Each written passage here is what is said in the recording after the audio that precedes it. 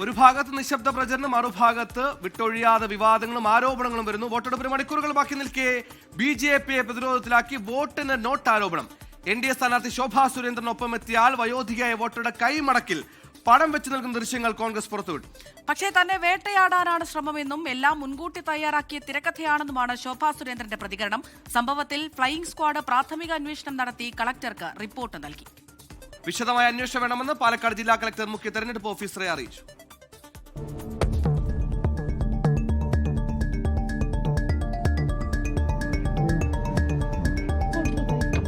കണ്ണാടി പഞ്ചായത്തിൽ ശോഭാ സുരേന്ദ്രനൊപ്പമെത്തിയ ആൾ വയോധികയ്ക്ക് പണം കൈമാറിയെന്ന് ആരോപിച്ചാണ് കോൺഗ്രസ് ദൃശ്യങ്ങൾ പുറത്തുവിട്ടത്.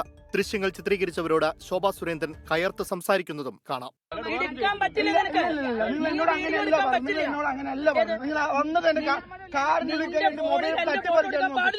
A ക്ലാസ് മണ്ഡലമായി കരുതുന്ന പാലക്കാട്ടെ വിവാദം BJPയെ പ്രതിരോധത്തിലാക്കി.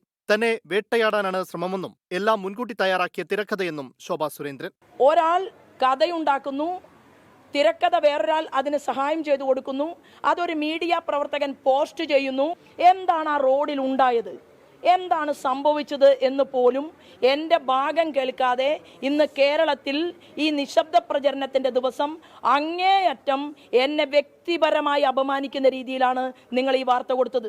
വോട്ട് ചോദിച്ചു വന്നവരോട് 5000 രൂപ ആവശ്യപ്പെട്ടിരുന്നെന്നും പണം കൈപ്പറ്റിയെന്നും ദൃശ്യങ്ങളിലുള്ള വയോധിക പ്രതികരിച്ചു. എന്നാൽ തൊട്ടു പിന്നാലെ പണം ലഭിച്ചില്ലെന്ന് തിരുത്തി. അമ്മ ചോദിച്ചു അവരോട് പൈസ വേണം പറഞ്ഞു. എപ്പോഴാ ഇന്ന് തന്നെയാണ് ചോദിച്ചത്? അപ്പൊ തന്നെ 5000 രൂപ തന്നു. തന്നല്ലോ, ചോദിച്ചു തരാൻ പറഞ്ഞു.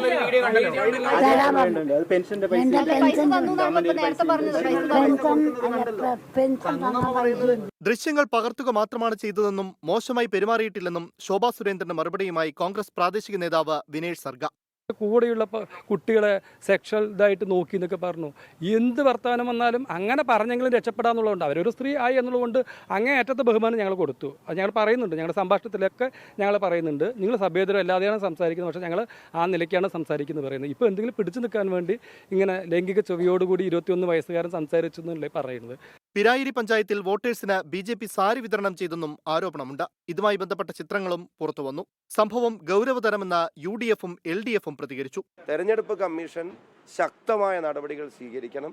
BJP കമ്മീഷൻ അല്ലെങ്കിൽ തീർച്ചയായിട്ടും ഇതിൽ അയോഗ്യത ഉൾപ്പെടെയുള്ള കാര്യങ്ങൾ ഉറപ്പായിട്ടും ചെയ്യണം. ജനാധിപത്യ വ്യവസ്ഥയിൽ എങ്ങനെ അംഗീകരിക്കുക? പൈസ കൊടുത്ത് വോട്ട് വാങ്ങിക്കുക എന്നൊക്കെ പറയുന്നത് ഏറ്റവും മോശമായ കാര്യമല്ല. ദൃശ്യങ്ങൾ പുറത്തുവന്നതോടെ തെരഞ്ഞെടുപ്പ് കമ്മീഷൻ വിഷയത്തിൽ ഇടപെട്ടു. പാലക്കാട് ജില്ലാ കളക്ടറോട് മുഖ്യ തെരഞ്ഞെടുപ്പ് ഓഫീസർ റിപ്പോർട്ട് തേടി. 24 പാലക്കാട്.